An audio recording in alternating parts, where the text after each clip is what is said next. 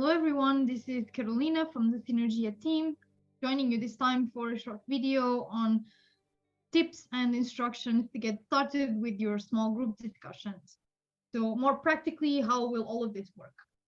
At the start of the course, everyone that chose to take part in the small group discussions will receive an email from the Synergia team, putting you in touch with the other members of the small group that you've been assigned to. The first step is to start coordinating a time that works for everyone where you can meet, which you can of course do over email, but there are also tools that can actually help you with that. One of them is when to meet. You can check the link also in documentation, and please bear with me while I do a quick screen share and show you how this works. So when to meet is a free tool that allows you to gather availability in different time zones, which can sometimes be the trickiest part about finding a time. So you can give your event a name, like the Synergia small course for small group, for example. You can select the dates you would like to consider. So for example, between the 8th and the 14th of February, and a time frame within which you would like to gather people's availability. So let's say, for example, between 8 a.m. my time and 8 p.m. my time. So when you create an event, you will get this link right here that you can see up there. I've selected it for visibility. And you just send it to your group, and people will be able to see the meetup times available and the schedule in their own time zone. So to add your own availability, you just need to sign in. You don't even need a password. And you will see your own version of the schedule. And let's say I'm available on weekdays in the morning and also on Saturday afternoon for a while. And you can see this being added to the common schedule that gathers everyone's availability. So I'm going to now impersonate an hypothetical team member called Mark. He's getting my link, and you can see here that one person has already filled the survey. You can see my availability here. And then if you want to add his own, for example, Marcus can sign in and he will be able to add it here. So let's say that he's available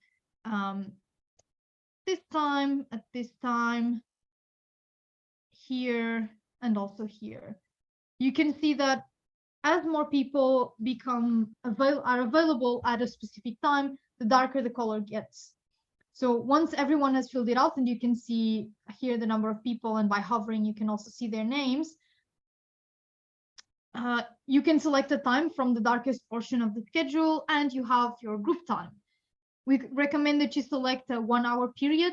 It can obviously be a different duration if the group prefers, but 1 hour normally allows for a rich discussion without being too long of a time commitment on people's schedules. The discussion groups happen ideally during the second half of the second week of each module, or early in week 3 to give people enough time to go over the module materials.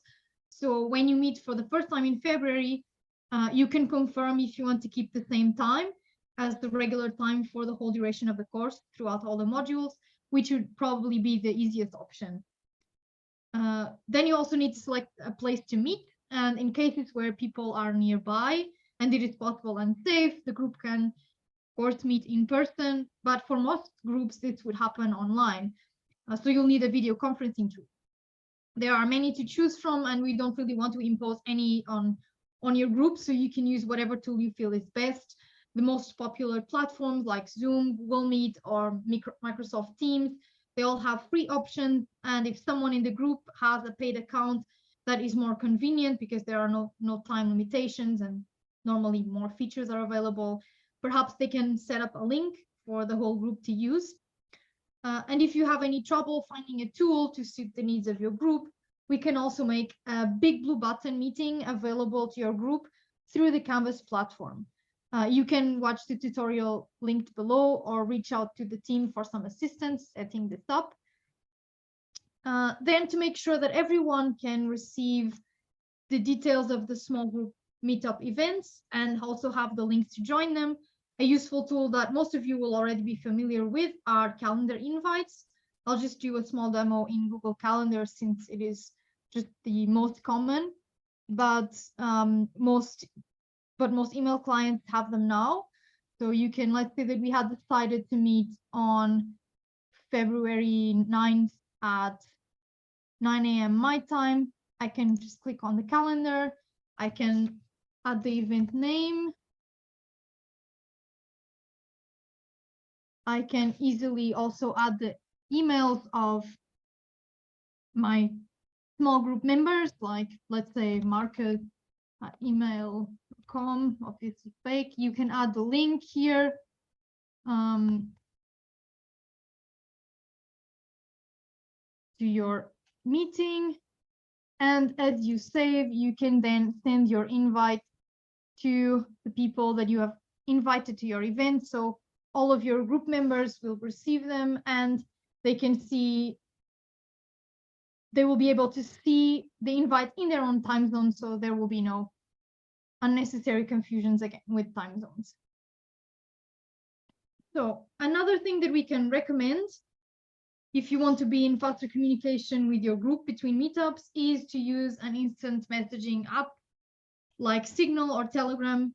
This can be very helpful to stay in touch and share ideas throughout the course, and not just during the weeks where you have the small group discussions. Then in terms of the actual meetings, what should happen?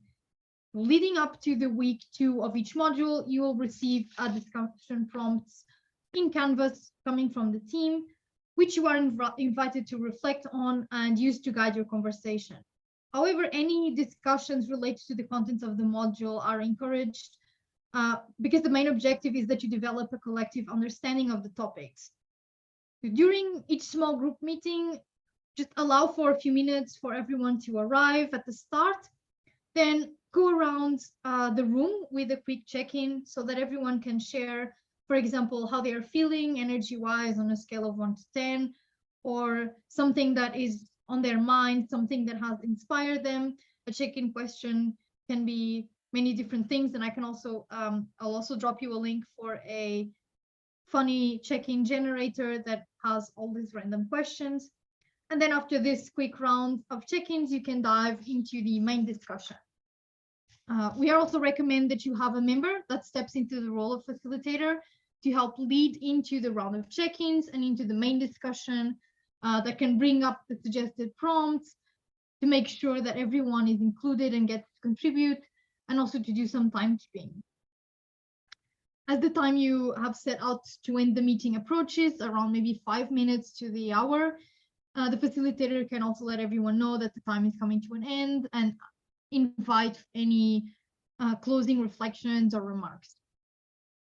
We suggest also that towards the end of each meeting, the group choose a facilitator for the meeting of the following module so that you can rotate and share this role among all members. Of course, for the first time that you meet in February, someone will have to step forward as it is the first time that you get together, but from then on, you can decide this as a group. Another helpful thing that the facilitator can do for a specific week is send an email reminder to all group members a couple of days before the meeting. The facilitator can also be a fixed person if the group feels that it is best, but it is nice to share this responsibility. Another final important thing to mention is note-taking. We would also like to invite you to contribute the main insights conversations for each module with the larger group. So you can use a common tool such as a Google Doc for your group notes throughout the course, so you can collectively capture highlights from the conversation.